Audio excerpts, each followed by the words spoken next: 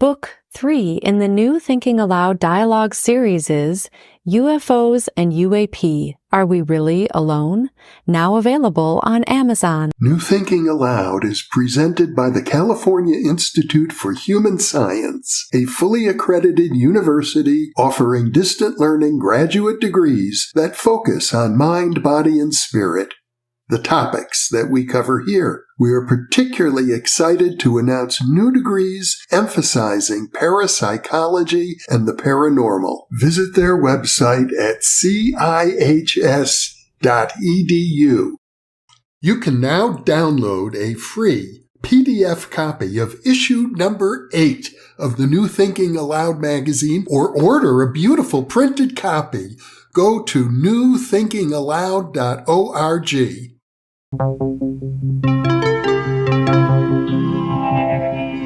Thinking Aloud. Conversations on the leading edge of knowledge and discovery with psychologist Jeffrey Mishlove.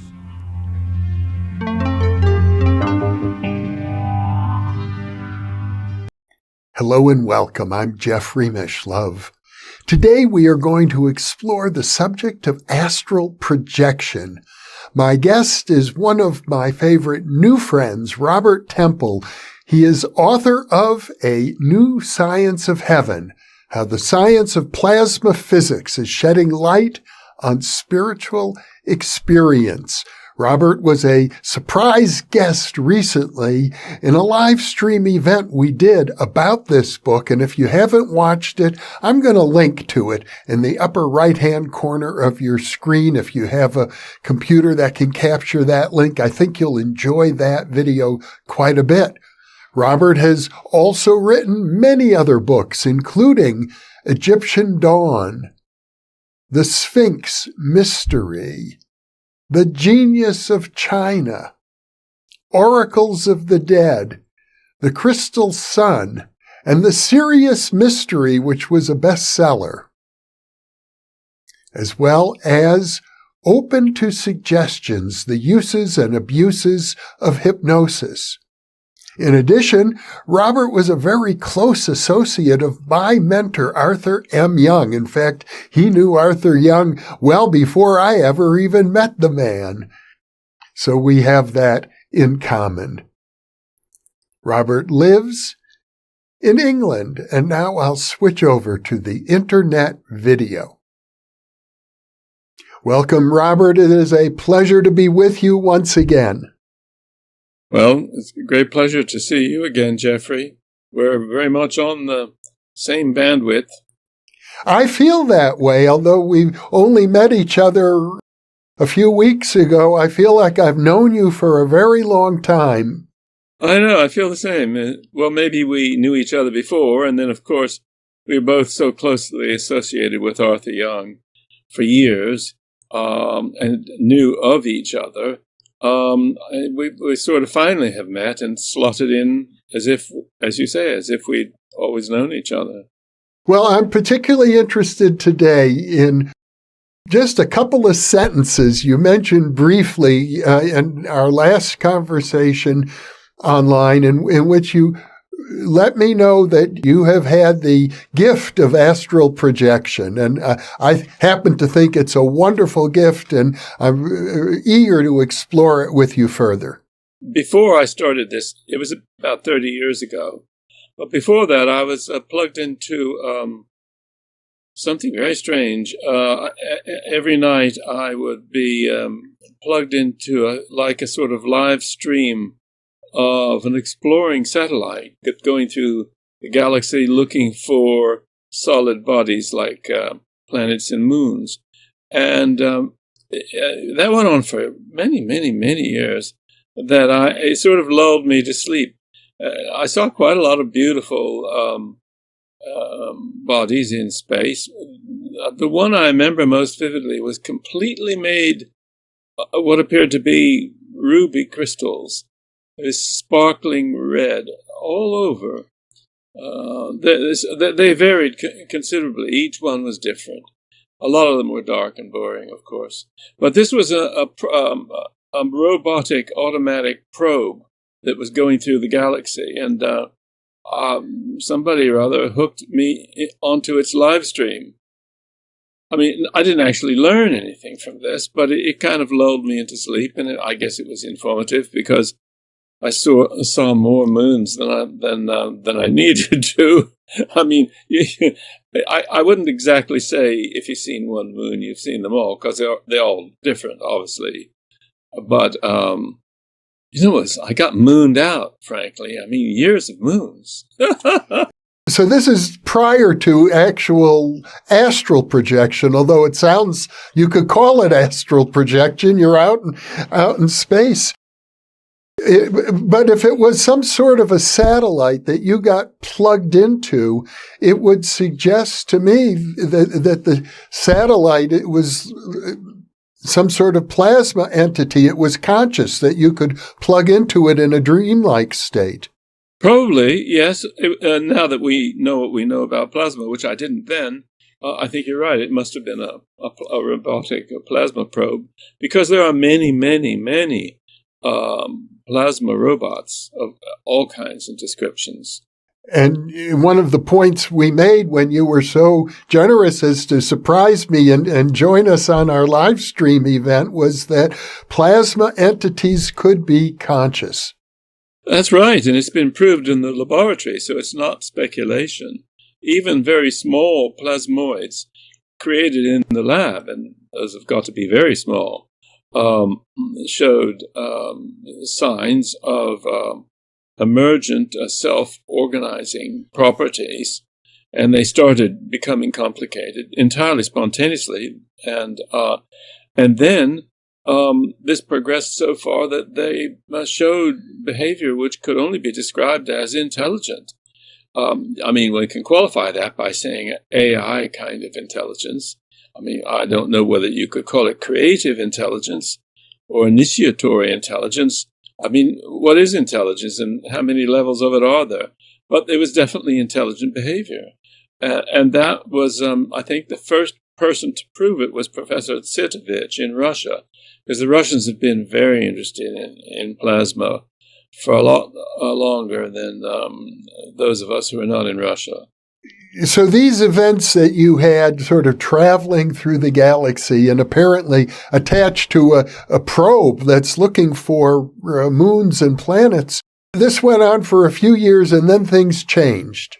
Yes, yeah, I would think that maybe I was watching moons for about 10 years. It didn't strike me as odd. I'd go to sleep and I'd be plugged into this galactic probe. I suppose the motive must have been to detect minerals or something, and it was completely silent. There was no sound attached to this. It was just silently doing its thing, and it must have been sampling remotely the constituents of all these moons and so on. But I only saw the visual feed, you see, and it was just. There were so many, but they're all small. These none of them were anything that had an atmosphere or anything like that, and very few of them had water. These are pretty much rocky moons. Many crystalline ones. There was a big emphasis on huge megacrystals, crystalline moons. That could be very beautiful, and a lot were very boring. But and some of them were black and dark, and I mean they come in all shapes and sizes, mostly small. But I guess you could call some of them asteroids. But one curious thing about them is I never saw any that looked like an asteroid in our system. That we see these photographs of these dust balls. None of them were dust. They were all solid, and the emphasis was on crystals. Definitely crystals. It's amazing how many crystalline moons there seem to be, if this is real and not some weird fantasy. But how can you watch 10 years' worth of moons and keep inventing new ones, There's a limit to my powers of fantasy. How can I invent 10 years' worth of I mean, I might see 20, 30 moons a night and multiply that by 10 years. I mean, that's too many moons to invent, I think. You spent some 10 years roaming through space, it would seem, attached to some sort of probe moving through the galaxy, looking for solid objects. And then at some point, you developed a different form of astral projection. Yes, it's been going on for about 30 years. And none of this is by my wish or by my intention. This all happens on its own to me. And so then it gets really, really interesting and complicated. And I have to preface what I'm about to say as my subjective experience. It could all be wrong. Nobody needs to believe me, and I don't care if they believe me or not. I'm just telling my experience. Now, for 30 years, I've been visiting the other world, which is full of dead people. And I usually meet 20, 30 people each time, and they're all completely different personalities.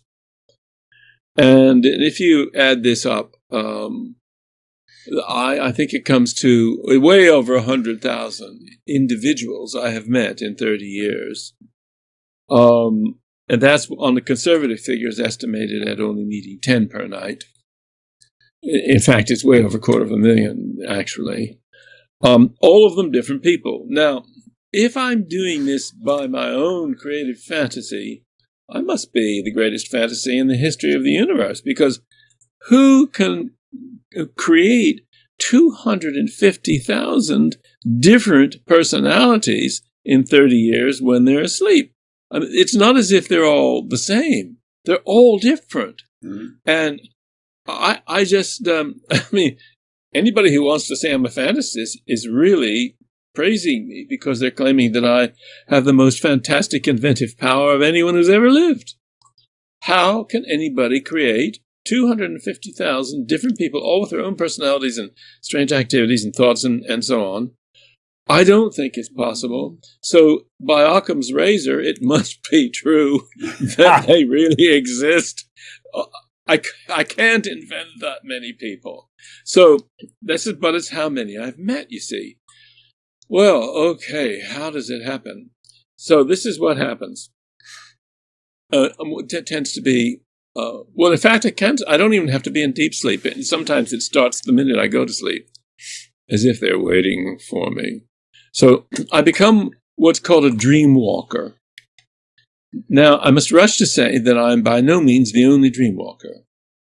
Many, many, many people do what I'm about to describe. It's just that they have amnesia when they wake up and they don't remember any of it. Or they have vague memories, but they haven't put the pieces together. Because I meet other dream walkers in the other world. And the dead people, and it's kind of a rude way of referring to them, but it's kind of simple. The dead people, they always know it instantly when they see a dream walker. And so as I move into this sphere, as I sort of pass through a kind of intermediate stage, which is dark, and all the dream walkers are pale, ghostly figures entering the other world. I see them, there's some distance, as if we're all going along in a kind of line together, but separated quite far. I mean, you can't talk to them, but you can see them. And so you know that thousands of people are doing this with you. Really, many, many, many, many people do this. They just don't know that they do it when they wake up. They don't have any memory. Or if they do, it's vague and confused, and they think it's just a dream. But the trouble is, for me, it happens every night, and it's been happening every night for 30 years or so. And a lot of it's forcibly impressed upon me by a guide, and I'll describe her in a moment, who shows me important things and says to me in no uncertain terms, bossing me around a bit. She's a woman, so of course she's telling me what to do. And she's saying, you have to tell people on Earth, the public, these things that I'm showing you. That's why I'm showing them to you. Well, I have no natural inclination to want to do that, because you start talking like that and everybody laughs at you, and then they think you're crazy and they dismiss you as some kind of raving loony. And you can lose friends that way, but still, she's most insistent that I have to tell the public about what she's shown me, which is quite amazing things, because she says that people on Earth need to know, first of all, that they cannot die, that they will go on, because everything's based on reincarnation, you see. That there's no such thing as extinction at death. That's a total Earth fantasy. First of all, they need to know that they will continue to exist. And therefore, if they know that, and the things that go on in what you can call the afterlife, they might change their behavior accordingly. And there are good reasons to do so. And I'll get into that. First, let me describe her. She's always dressed in a long gray gown.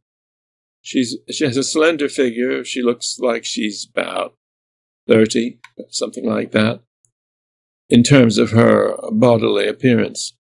And she has a very good figure of an attractive young woman, but completely plainly dressed. Nothing fancy at all. Very plain. But I'm never allowed to see her face. It's nothing out. You know how you have blobs on television when you see somebody being arrested, that kind of thing. It's that in principle, except you don't see any blob. It's a complete vacuum where her face is. I'm never permitted to see her face. And she mostly stands behind my right shoulder when she's taking me around and guiding me. And she speaks to me telepathically, of course, a lot. But, and I have seen her move away from me and interact with other entities. So that's how I know what she looks like, but I never see the face. Never. And who knows the reason for that, but it may be that I might recognize her, and that would not be good. Or it might mean that her face is unseeable because she's such a high entity that you couldn't tolerate the sight of her face. That's another possibility. So that's her. I don't know her name, but she has a particular interest in me. She's not the same as my guardian. By the way, guardians don't like being called guardian angels. My guardian has communicated with me on her orders, but she's higher than him. He's a chap, not a gal. And he's very proud of being in the Guardian service. It's like being in the Secret Service guarding the president, except that they guard everybody. But he's absolutely freaked out when I said guardian angel. He says, "We are not angels, not angels, not angels." He's got really upset by being called an angel. He said, "None of us are angels. When guardian angel's wrong." He said, "The angels are very high, and we would never dare to call ourselves angels." He got really, really upset about that. So I said, okay, you're just a guardian. Yes, we are guardians.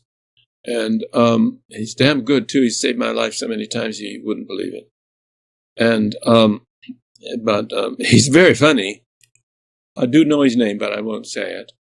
And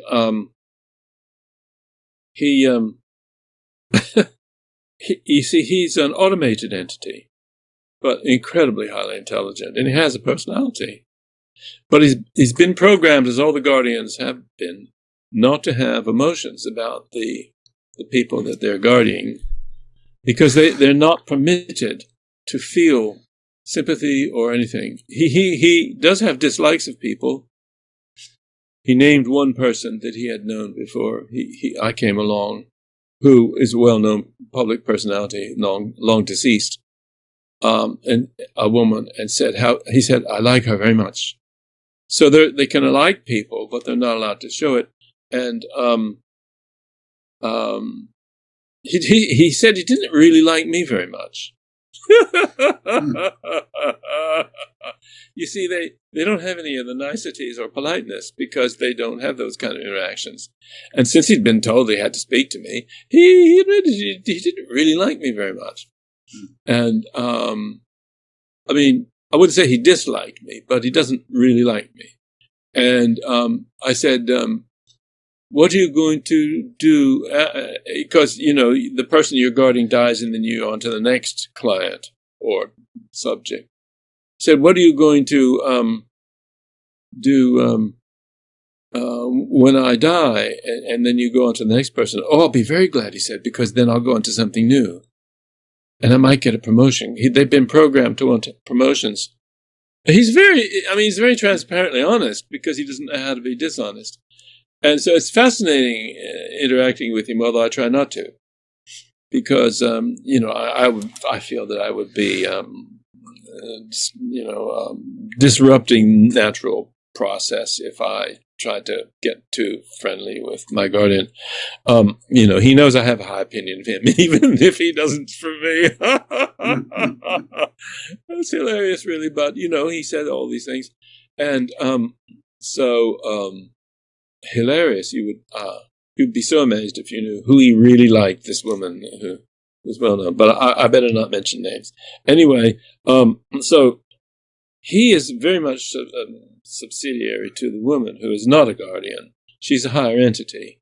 I have no idea what kind of higher entity, but she's high in some way, and she has a universal pass. I mean, she can go anywhere in the other world, because there are many sections of the other world, and she can go anywhere. So that must mean she's pretty high up. And anyway, she's chosen me to tell the public some of the things that she's shown me, which I will tell you as we go along. But I thought it best to explain who she is, and everything's telepathic. I don't have visual hallucinations through the optic nerve or auditory hallucinations through my ears. Everything is telepathic. All the speech is telepathic, and everything's purely at the mental level. And I don't hear voices. I hear things telepathically only. People who hear voices through their ears have a real problem, because that means that they're mentally ill, apparently. And I have never had that experience, fortunately.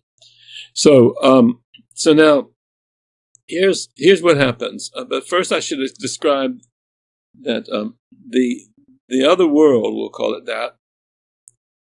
It's like what Julius Caesar said about Gaul in his book about the Civil Wars, the Gallic Wars. Omnia Gallia in tres partes divisa est, which means all Gaul is divided into 3 parts. And the same is true of the other world. So it's like there's the equivalent of hell, which they call the pit. And then at the opposite extreme, there's the equivalent of heaven, or the light regions. And then in the middle, which is where 85 to 90% of humans go when they die, is they call it the gray regions, because it's neither heaven nor hell. In other words, most people aren't irredeemably evil to go to hell, and most people are not sublimely angelic to go to heaven, you see. So most people are in the middle. This is a little bit similar to the Roman Catholic concept of purgatory, but it's not really purgatory in the Catholic understanding of it. But at least they know that there's a middle region, which is more than most religions do. Although the Buddhists, especially the Tibetan Buddhists, call it the Bardo, and they understand it very well. So my visits are always to the middle regions. You can't visit the pit or hell because you can never get out again. It's a place of permanent confinement. And then only the irredeemably evil go there, and there's a tremendous sadness on the part of the higher entities when even one person has to go there, because it means they've lost somebody. It's the whole thing about the 100 sheep and the 99 might be good, but I'll go. Jesus said that he would save the one, because to save a sinner is better than to have one sinner and to have 99 good people, because the whole system is basically set up for the purpose of redemption. Everything's based on the concept of redemption, because they don't want a single soul to be lost. They get really, really, really upset when anybody has to go to the pit, because that means they've failed. In order to succeed in their purpose, they have to save everybody if they can. And this is a real imperative. So now I've been taken on a complete tour from top to bottom of the gray regions, this middle region, by my woman. And at the bottom, there are such horrible, wicked people you couldn't imagine. But they're not what's considered irredeemably evil. They might have a slight spark, like it's like the mafia bosses who do terrible things. They love their families. They do anything for their children, and they love their children. Well, that's love, you see. And so they're not irredeemably evil, and they're not going to the pit because they do love somebody. The only ones who go are people who don't love anybody. And so you get some really, really bad eggs down in the bottom of the middle regions. Well, in fact, I'll tell you the details. It's really shocking. In fact, it's really disgusting. I said to my woman, because we can converse with each other, you see. It's not just her speaking to me. I said, I would like to see the bottom level, because there's over 1 million levels. Because you see, there's hundreds of millions or billions of dead people there. And they're all at all these different levels, which go on forever. And I said, I want to see the bottom of it. I want to see the basement, the absolute bottom level of the gray regions. And it gets darker the lower down you go, you see, because all the light's coming from above. And it gets darker and darker the lower you go. And so she was very happy to take me there, because I think she thought this is good, that I'll tell people, and they do need to know this. Otherwise, I wouldn't have been permitted, you see. In other words, I was asking the right question that time. So she took me down there. I mean, you just, you think and then you're there. There's no traveling involved. And it was almost completely dark.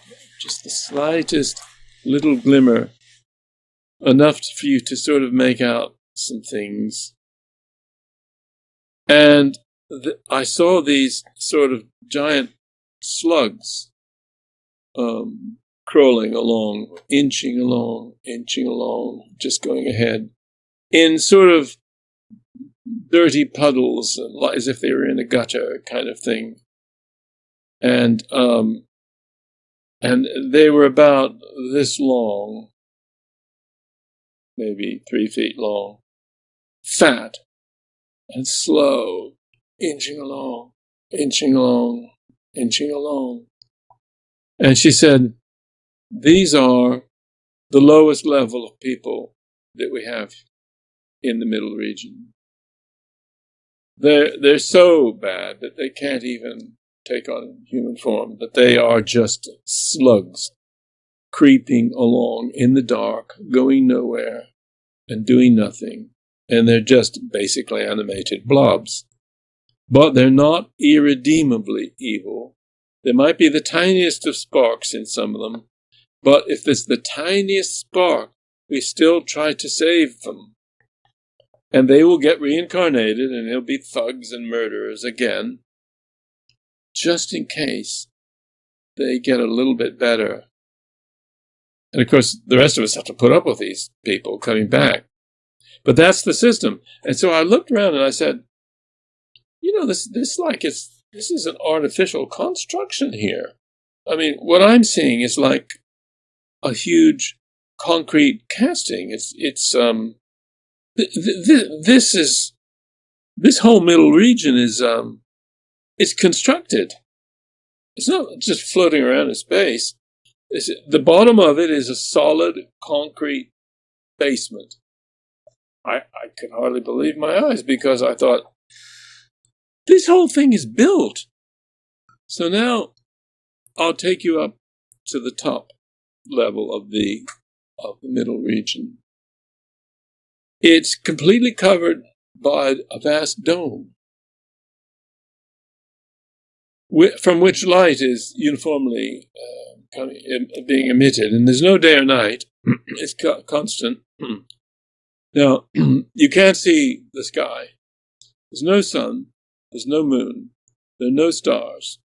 It's just this dome emanating light downwards, and there's no weather, no clouds, no rain. There's nothing like that. It just comes down, and this light goes down, and it gets darker and darker as it goes down a million levels. And I realized that this whole thing is inside a hollow sphere. So it's like a moon or a planet that's hollow, and everybody's in there. So it's been constructed. This is not natural. It's been constructed. And this raises all kinds of questions, by whom, when. I mean, is this whole thing like we're all on a stage show? Is this so? In other words, is life really life, or is it an enactment? I have a lot of trouble thinking about this. What does it really signify? And you see, the people in the middle region they're not thoroughly alert. They're semi-asleep. They're kind of slumberous. Sleep is sort of half awake, as it were. They're not really very sharp, and they're not thinking straight. They're just being and kind of in an in-between, slightly twilight world. That's why it's called the gray regions, because it is kind of twilight world, and they're just waiting, and they have various activities which I'll describe at the different levels, and they do quite a lot of things, but they can't actually accomplish anything. They can't accomplish anything, and you see, and there's no concept of sexual reproduction in the other world. So there are no genitalia on dead people. And so their projections are from their imagination. It's like everything comes out of imagination, the power of imagination. And individuals can project images of themselves, which they themselves create through their imagination. And they generally tend to look like they're about 30. And the women, even though they don't have the physical anatomy of a woman, still have very feminine forms with busts, even though the breasts are non-functional. In other words, they would not be used to produce milk for babies, but they keep the traditional feminine form out of habit or for aesthetic reasons or whatever. And gender is incredibly important. There are very, very sharp distinctions between male and female gender in the other world, even with the higher entities. And it gets even more pronounced with the higher entities.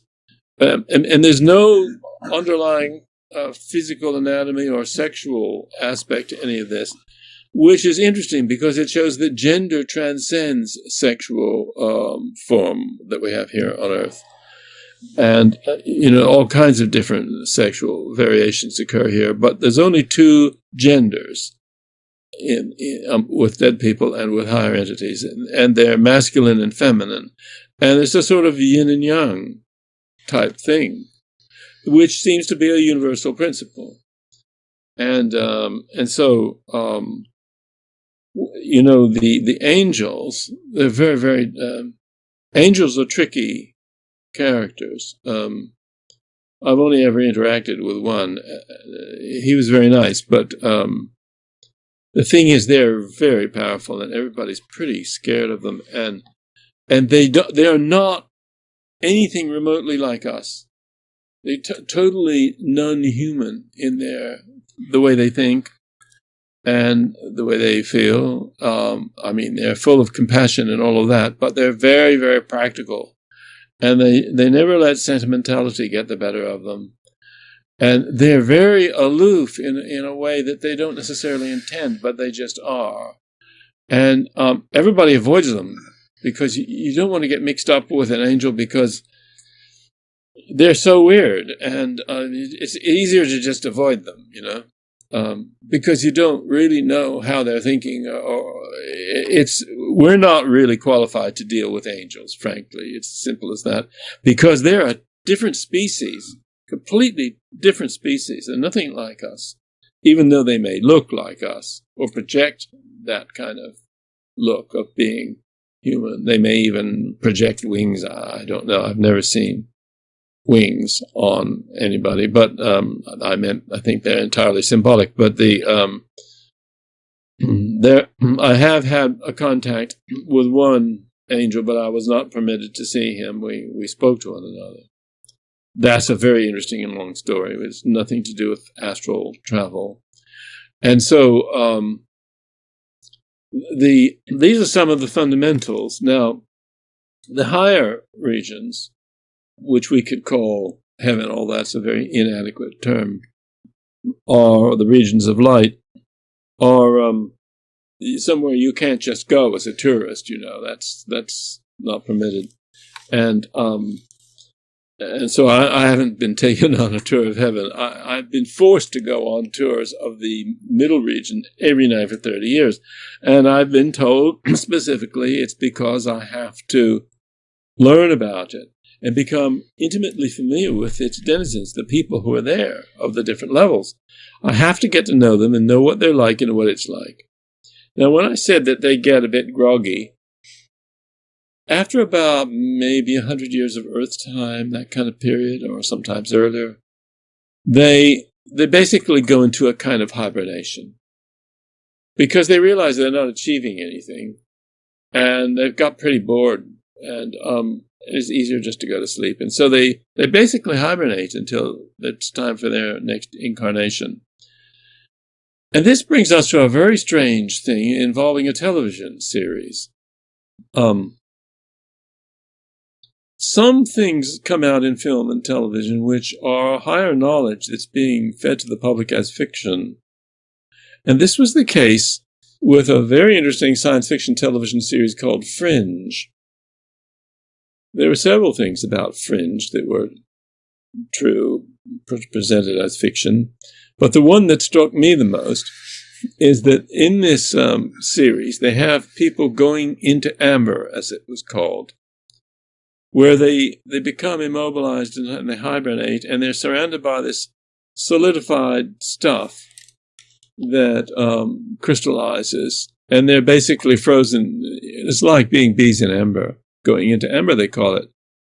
And that was in the series, but I've seen it in the other world. I mean, it really happens.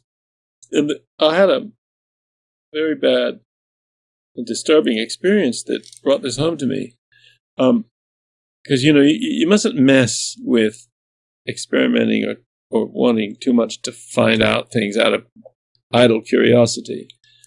You have to have a reason to want to know, otherwise you get into trouble, and a good reason.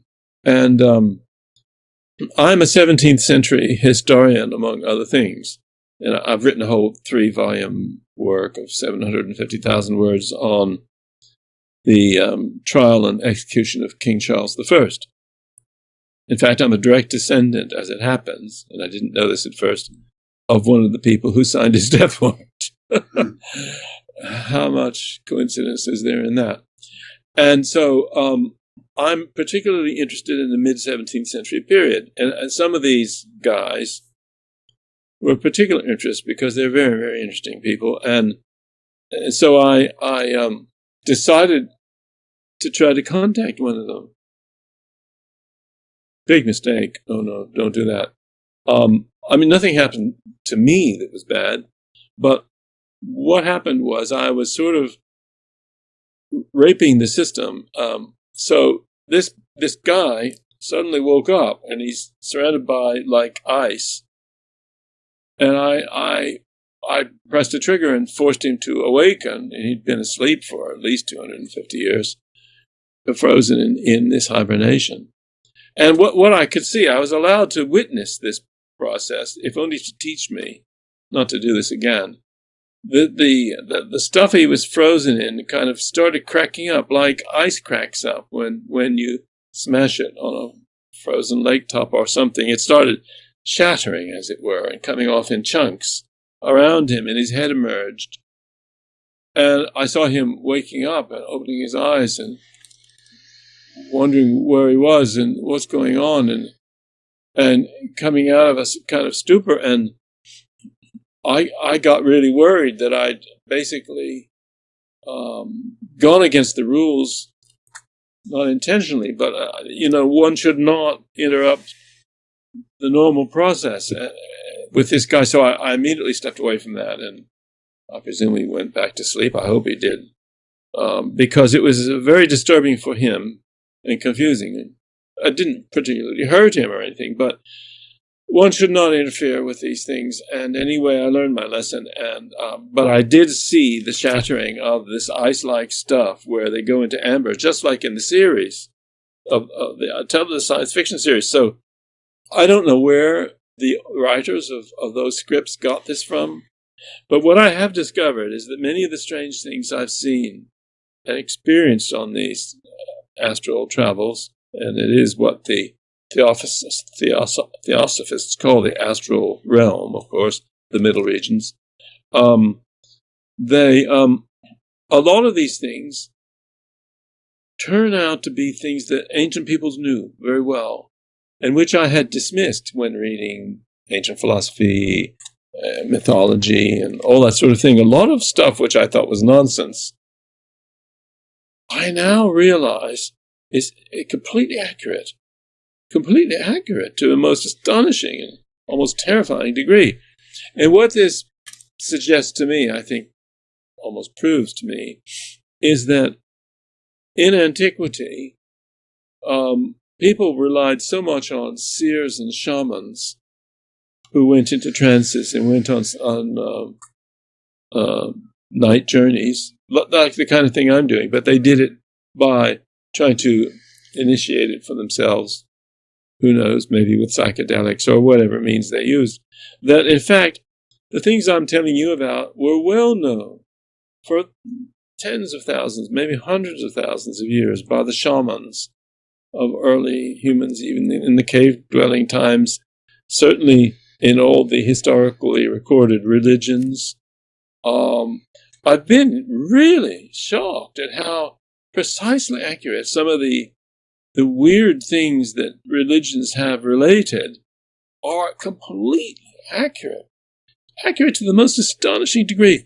And it's been quite a humbling experience because, I'm not somebody who goes around dismissing things, but some of the things that I'd read were so fantastic that even I, with an open mind, or what I think of as an open mind, was dismissing these things as just complete childish fantasy and nonsense. And so much of it turns out not to be at all. So it's been, as I say, very humbling, because it shows me that being excessively rational, and I am a very skeptical person, I may not sound like it, but I am, I've had to realize that, one shouldn't really utterly dismiss anything, because some of the things I've seen are so fantastic that I've just had to drop opposition in principle to weird things, because you never know, one of them might really unexpectedly turn out to be true. It's really, really a learning curve, I can tell you. I've almost learned more from all these weird experiences than I have from reading all my books. I have over 50,000 books, by the way. Well, can you give an example of an experience that seemed improbable but turned out to be true? All these dead people in the middle regions are bored stiff. There's nothing to do. you can't accomplish anything. You can't leave your region that you're in. You're basically relegated to your region, and you can't go up. You might be able to go down. By the way, you go automatically. It's all automatic. You don't come before a tribunal in 99% of the cases. You have a personal frequency. It's like having your own QR code that identifies you, and it's read out when you die, and you go automatically to the level that has that frequency. In other words, your destination is determined by your code, but you can raise your frequency. If you're a good person, you get a higher and higher frequency. You can do that during your earth life just by being a good person. And then every time you do raise your frequency, you're going to end up, when you die, going to a higher level than you would have done. But the process of going to your level is automatic. It's all automated, the whole system. Because, there's not enough personnel. I mean, they do have staff, but there's not enough personnel to deal with such a gigantic population as the world has. It has to be automated. But there are always exceptions and special cases, and people who need treatment and counseling for their mental illness, and a lot of that goes on. But I'll come back to the main thing I was about to say, which is, because they're so bored, they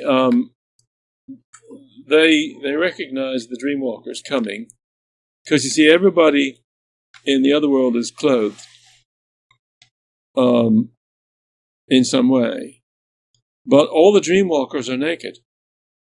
I discovered this one night, because I didn't know, how is it that everybody knows I'm not a native coming in? You see, I'm walking around. How do they all know I'm a dreamwalker? And I just looked down, or somebody pushed my head down or something, and I looked down and thought, I've got nothing on. No underwear. It's all showing. And they just, you see somebody naked in the other world, that's a dreamwalker, because there's no resident who is. So that's how they spot us. So now, okay, but they're not interested in our physical appearance, because it has no relevance to them anymore. And what they do is, to keep themselves from going mad with boredom, is they taunt and tease us. And one of their favorite things, especially the younger ones, is to pretend to be evil demons. They're not evil demons, but they impersonate them. And they make scary noises, and they threaten you, and they say they're going to kill you, and they come with knives up to your throat and do all of that. Of course, they can't harm you, but they try to scare you to death. And they think that's hilarious, and they all burst out with laughter, and they have fun with us. We're like fresh meat for them. They're teasing and taunting us, and then they have the most fantastically complicated scenarios. They'll take you through a haunted house. They do all of that. A lot of the stuff that you see in movies, you can go through and with these people, because, of course, they've seen those movies too, and so they're projecting them for you, because they've died during the period since movies were invented, and so they know what people are supposed to be scared of in horror movies and so on, slasher films and all that. So they replicate all that. And so a lot of people come back from what they call a nightmare. They've been attacked by demons, and they think it's a nightmare. It's not. They've been to the middle regions of the other world, where the dead people are impersonating demons in order to have fun and tease them. And this happens all the time. All the time. It's very, very, very, very popular and pretty much standard behavior. Scare the shit even out at the higher levels of the middle world? Oh, not at the very higher levels. They don't behave like that. They're much better behaved. Yeah, it's mostly the middle level of the middle regions. The higher levels are so lovely and pleasant that although you can't do anything productive, you have such a great time that those people believe they're in heaven. They really do. I remember meeting two tweedy elderly ladies, because they specifically wanted to be dressed in their traditional tweedy outfits that they'd always worn because they were golfers, you see. And they didn't wish to look to be 30. They wanted to look their proper selves. So they were like in their 60s. So you can do that if you want. If you don't want to tart yourself up, you can look old like you did when you were alive on Earth. Anyway, I met these two, and it was a very, very lovely mowed grass, green hillside with some trees, and down below there's this huge golf course, which they'd created by the power of their imagination. The higher level you are, you can create a house easily. Some people create desert islands for themselves. That you can live your fantasies. And so they were passionate golfers when they were on Earth. And so they were having such tremendous fun because they had the golf clubs. And, of course, these are imagined golf clubs, but that didn't make them any less real to them. And they had the imagined golf balls, and they had the imagined course. And they were literally playing golf. They really were. And the sun seemed to be shining brightly. Of course, it wasn't the sun, it was the dome. But, they sort of had got used to not acknowledging it to be just a dome. And they were just thrilled because all they wanted to do on Earth was go out and play golf in their tweeds and be those kind of people. And they were able to do it the whole time. And they never got tired of it because, you see, you have limitless energy when you're dead. Because you don't get tired anymore. And so they truly believed they were in heaven. They were even boasting to me about it because they knew I was one of the dreamwalkers. So they were very polite to me and rather condescending. They felt sorry for me because I wasn't in heaven like they were. I was just visiting. And they made it very plain that they said, heaven is absolutely wonderful. They told me this. They weren't in heaven, but they were convinced they were.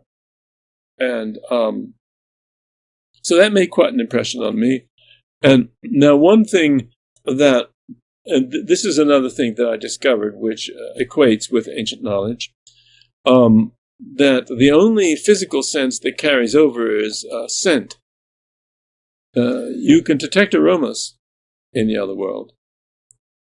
And the ancient shamans came to realize this, and this explains why there's all the incense all the time in the religious ceremonies.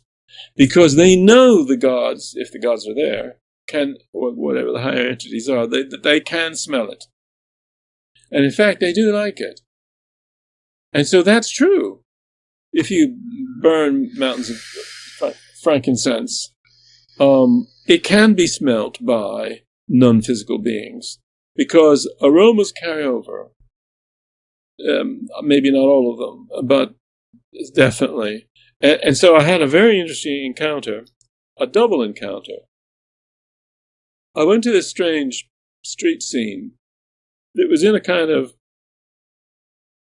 late 19th century type street with those kind of houses, several-story houses, in a sort of rather cobbly street, very, very German or Central European type thing. But the people, they all spoke English. Well, everything's auto-translated anyway.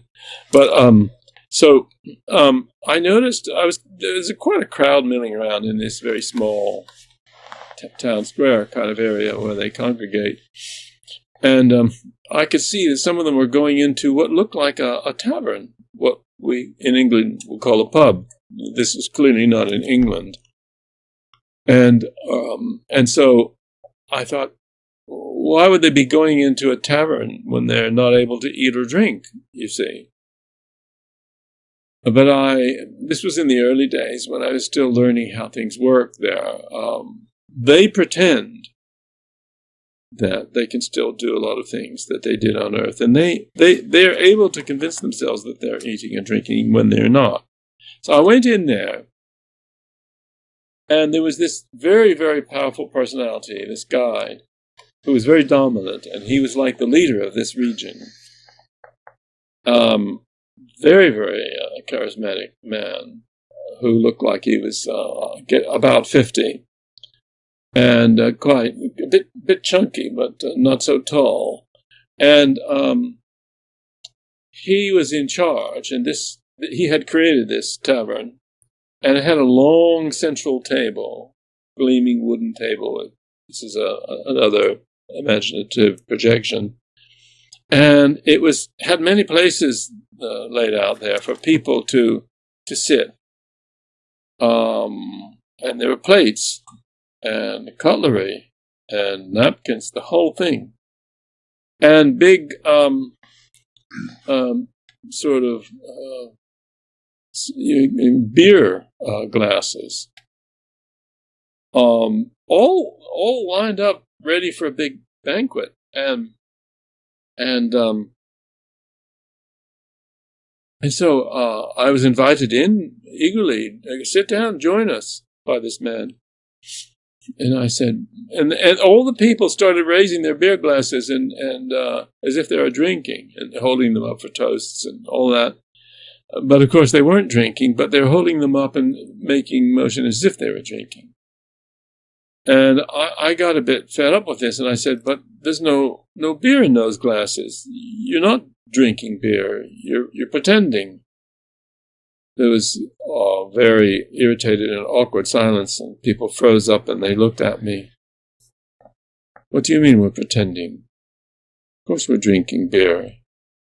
And meanwhile, he had a big sort of thing like a huge roast meat on a skewer, on a spit that he was turning as if he was roasting this huge piece of meat, which he called beef. And I said, he said, sit down, and he was handing round plates with a slice of this to everybody. Well, of course, they couldn't eat it, but they convinced themselves that they were having a meal.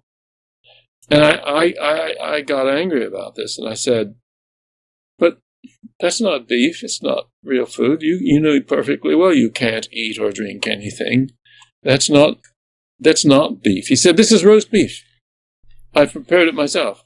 I said, it's not roast beef. Of course it's not. He got really upset. And so what happened was, and this is very unusual, the next night I went back to the same man at the same place.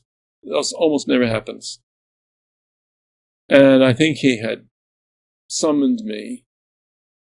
And he said, come in, I want to show you how this really is roast beef.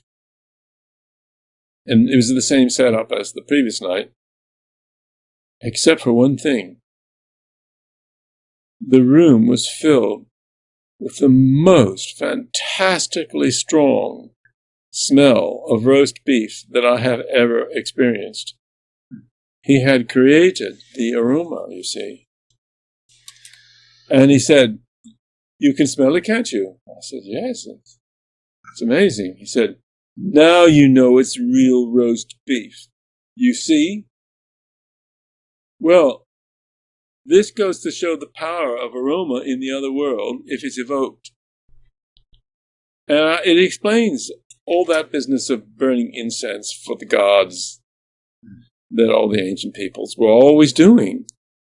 And they would often burn it at the tops of structures, so that it could go up into the sky.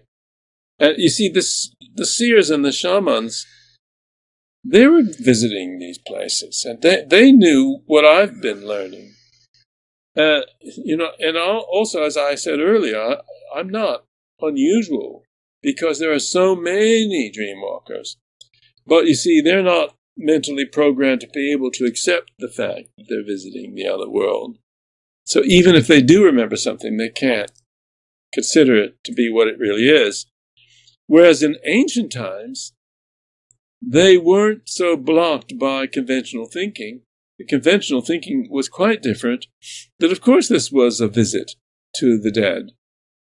See, they didn't have the programmed resistance to such concepts that we have today. And therefore they knew perfectly well all these things that I'm slowly learning. It's taken me 30 years to really even begin to get a grip with this, I would say, even though it's been every night for 30 years. And so these things, as far as I'm concerned, are real. But what is real? What do you put it in italics? Do you put it in quotes? What is real, and unreal, real? In other words, our vocabulary is entirely inadequate to cover these kind of phenomena. We just don't have the words for all of this. In your journeys to the middle regions, did you encounter non-human beings from other planets or animals or any other beings other than deceased humans? Very good question, Jeffrey. Certainly no other kinds of humanoid or intelligent beings, no. But on very rare occasions, you can meet a dog.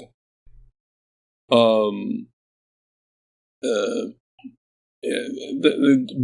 I mean, normally animals have their own place they go, but dogs, high-level pets who have intelligence, on very rare occasions you can find them. And occasionally you can find children, because children are not born there. And when you see somebody who's a child, you know that he has died as a child and is projecting the appearance he had when he died. And this can go on for a long time until they finally become acclimatized to their new environment, and then they allow themselves to project an older form. So it's quite rare to see a child, but you do see them. And some of the most mischievous taunters and teasers that I've met have been teenagers who'd obviously died as teenagers in accidents or whatever. I remember some of them quite vividly. It was a very, very mischievous girl who was the ringleader of a bunch of teasers. And she looked like she was about 15. And she was dressed in, I presume as she must have looked on Earth, she was dressed in sort of threadbare clothes and a skirt that was sort of falling apart and disheveled hair, and obviously reproducing what she'd looked like on Earth. She must have been a homeless girl or something of that kind, living off her wits somehow.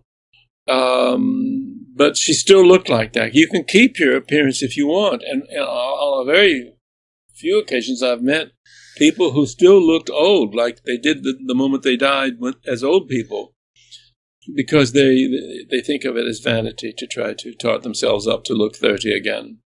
Because they think, I want to be authentic, I want to look like what I looked like when I left the Earth. But you don't meet many of them, because even if they do that for a while, everybody teases them, and then they give up in the end and they say, oh, okay, I'll look a bit younger then. What about plasma beings? I think you've referred in our previous interactions to the idea that you have or could interact with plasma beings. Oh, yes, but not in the middle regions. Uh-huh. I do that while I'm here. I had some extremely important interactions when I was flying to Singapore at 38,000 feet or whatever it was. And one of them came into the plane. She was a young woman, a higher entity. And I was asleep, and she bent over. I could see her in my sleep, bending over, because she's about 8 feet tall. These higher entities are always tall. And she kissed the top of my head and woke me up. But I could still see her, but telepathically. And she was very interesting. She told me her name. We had a very long conversation. I mostly asked her about their language that they have. She came from a particular type of higher being, and I was interested in the fact that they can't pronounce hard consonants because they have no teeth, because I'm interested in language. I studied Sanskrit and many ancient languages, and so I'm interested in language to an extent that most people aren't, frankly. And I'm interested in language structure and all that. In other words, I'm no good at picking up languages by sound. I can't speak every European language as I go around and order food in Korean and all that kind of thing. I'm not that kind. I'm a sort of language studier type thing, you know. And so I guess it's because of studying Sanskrit, I got really deeply involved in linguistics, frankly. I was a sole student, you see, my professor, just him and me. But sometimes the linguists, the much older linguists, would come in. They're doing their PhDs, and they need 6 weeks of Sanskrit because they've done their old church Slavonic and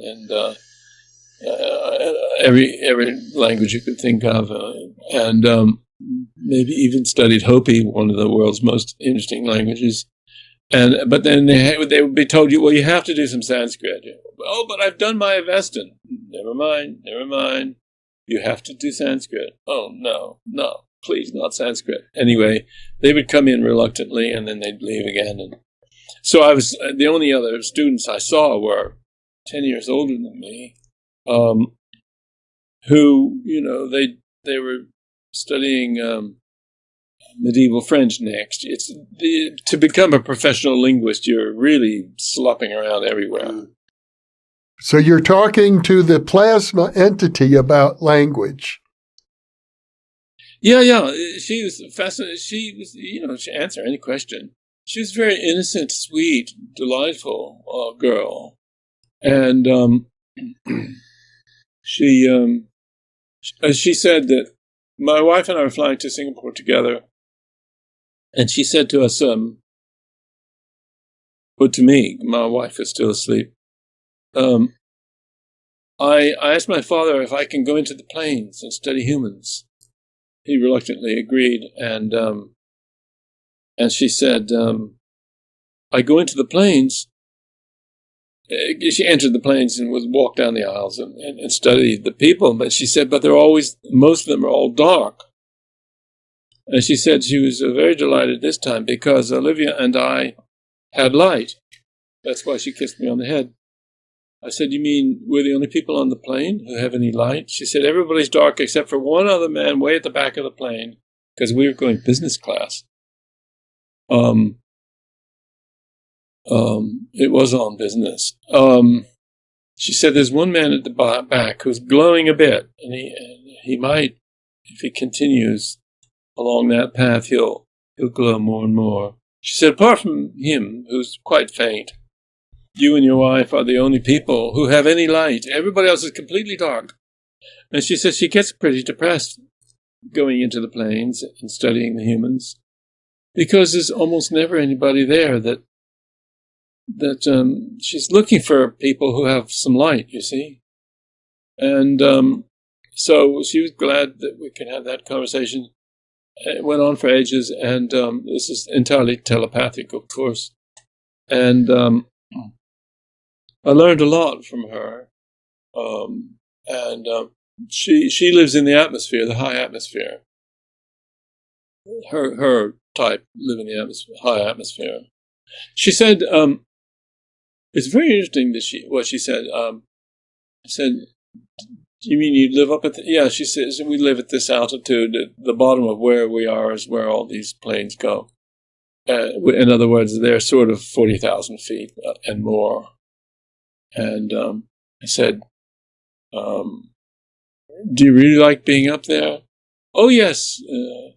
I said, it must take you a long time to get anywhere. Oh, no. We anywhere we want to go, we're there instantly. But she said, I'm really curious what it's like to be down on Earth. I said, oh, you mean you've never been there? Oh, no, we can't go down there. I said, you mean that you're higher entities and you've never been to Earth? She said, we can't go down there because of the lizards. That was her language. She said, and the lizards get worse all the time, and we used to be much lower.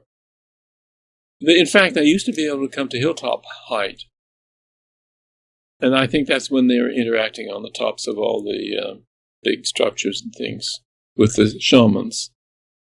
But she said, we've been driven up higher and higher over time because the power of the lizards is so great. And so what I want more than anything is to be able to stand on the surface of the earth and watch a sunset and see the trees and see what you're experiencing. And she said it was the first time she'd met an underworker. She called me an underworker. And she was going to go back and tell her father, all excited. Then, because you see, they can't come to the earth because the power of evil is so great, because they're completely good, these guys. I guess they're sort of maybe at the angel level. Who knows? But I said, are there other beings who live a bit lower down in the atmosphere? She said, oh, yes, there are some at the cloud level, but, they're just sort of not very interesting. I mean, she didn't derogate them or anything. She didn't say it like that. It's me talking. She implied that, yeah, sure, they're there and they're very nice, but we don't see much of them. And so she was completely a plasma being, and she had, well, I guess I'll have to tell you what she looked like. It was very striking to see the first time ever. She had long arms and legs, and in the middle of each limb was like a neon light tube glowing, which was her plasma. And she had projected this form that was as close to being a human girl as it was possible for her to get. But she was a glowing plasma being, but glowing brightly. And she was trying to be pleasant looking so that I would not be frightened, and also that I would like her, because she wanted to have a human friend, even if it was only for half an hour, you see.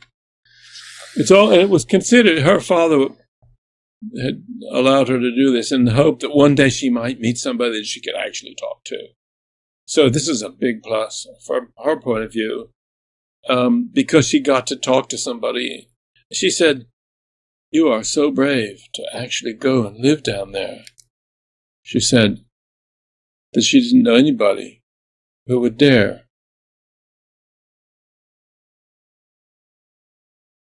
So that was a rather depressing thing to realize, that the power of evil has become so strong on the earth from what she called the lizards. And well, this is very different from astral travel, though, because I gather what you're saying, you're in your normal waking state when you have these encounters.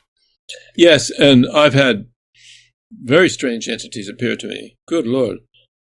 One of them was a spinning cylinder who spoke, and he was very keen for me to realize he was male. He's a cylinder, but he's about 30 feet tall, and he's transparent. You could see contra rotation going on, so there was something spinning this way inside him and something spinning the other way, clockwise and anti-clockwise, and he was super intelligent. And I said, "What's your name?" And he said, "Orthar." "Orthar? My name is Orthar." "You mean Orthar?" "Yes, Orthar." I said, I seemed to know instantly what that meant. I said, "That stands for Orbital Reconnaissance, Terrestrial Hugging, Automated Rover, doesn't it?" "Yes." "Well, what are you doing here?" "I move at this level, just above Earth's surface." "Yes, but what are you doing here?" This was in my office in London. And of course, he was sticking up through the ceiling. I mean, I was in an old building from 1685 with high ceilings, but even though the ceiling was a good 15 feet up, he was still double that. But of course, he's invisible, except that I could see him psychically. And I was with a young woman that we were discussing Egyptology, actually, because you see, I'm involved in Egyptology, and because I'm actually chairman of the Ancient Egypt Foundation, and my wife is the vice chairman, and we support things in Egypt. But anyway, this young woman was doing a project with us, and was a friend, and she was there, and she could see him too.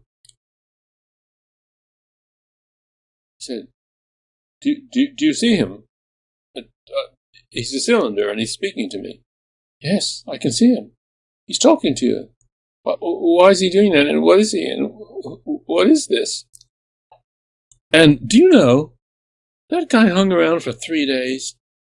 I mean, if he's supposed to be a rover studying what's going on at ground level on the Earth, why is he wasting 3 days sitting in my office? That's not intelligent. Well, you might be particularly interesting to him. Well, apparently. But, I just had to just ignore him. I can't let these kind of entities distract me from my work, But he hung around for 3 days, and then he went. He hasn't returned.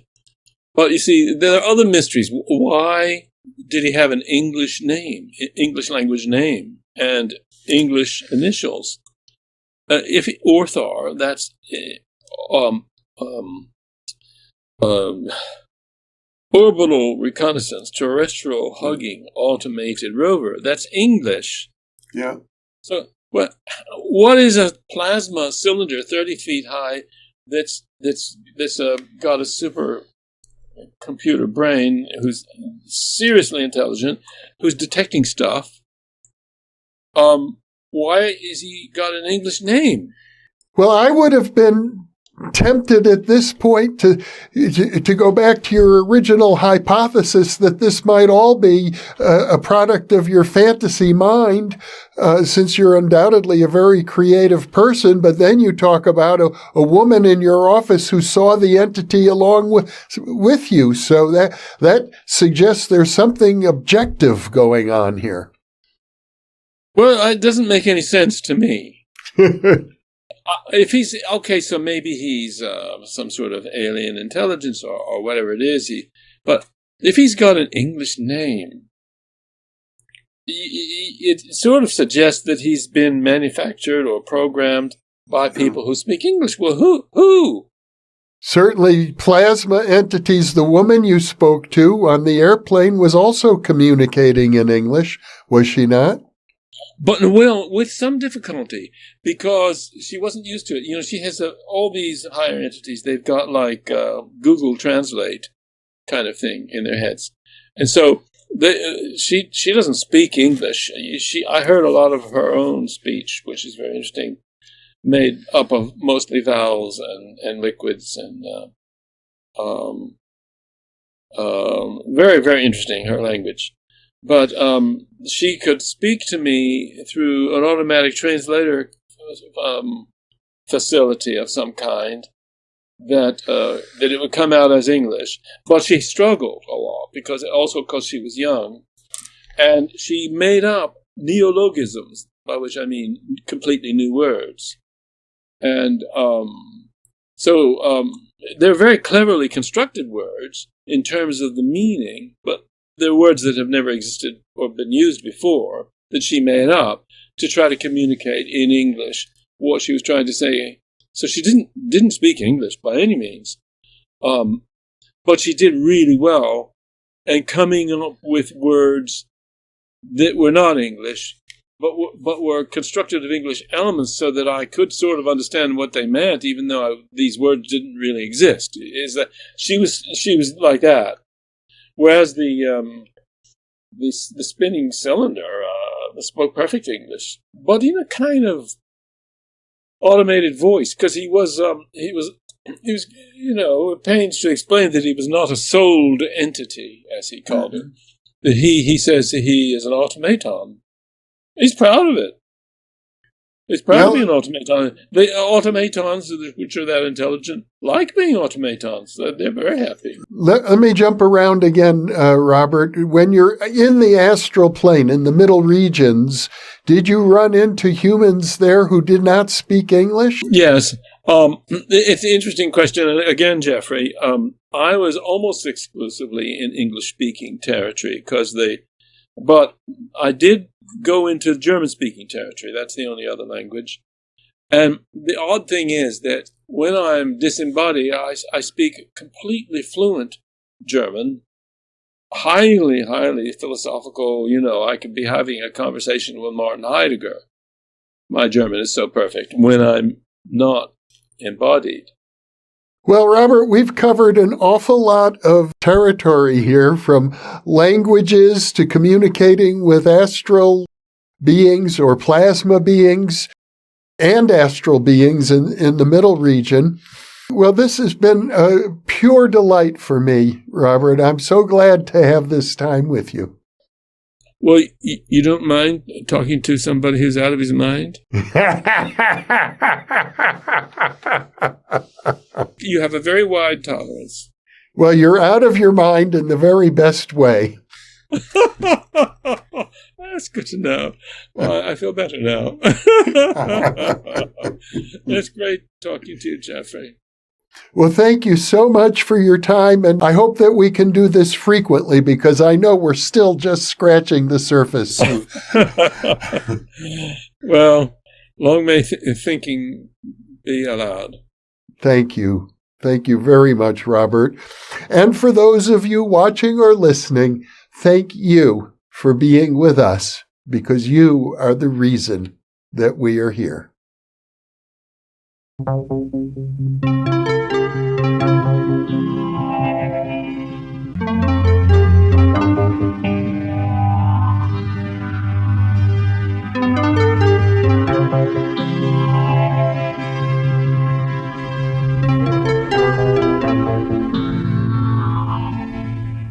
Book 3 in the new Thinking Aloud dialogue series is UFOs and UAP, Are We Really Alone?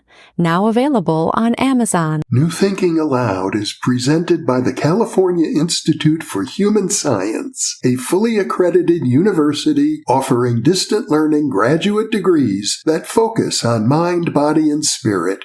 The topics that we cover here. We are particularly excited to announce new degrees emphasizing parapsychology and the paranormal. Visit their website at cihs.edu. You can now download a free PDF copy of issue number 8 of the New Thinking Aloud magazine, or order a beautiful printed copy. Go to newthinkingaloud.org.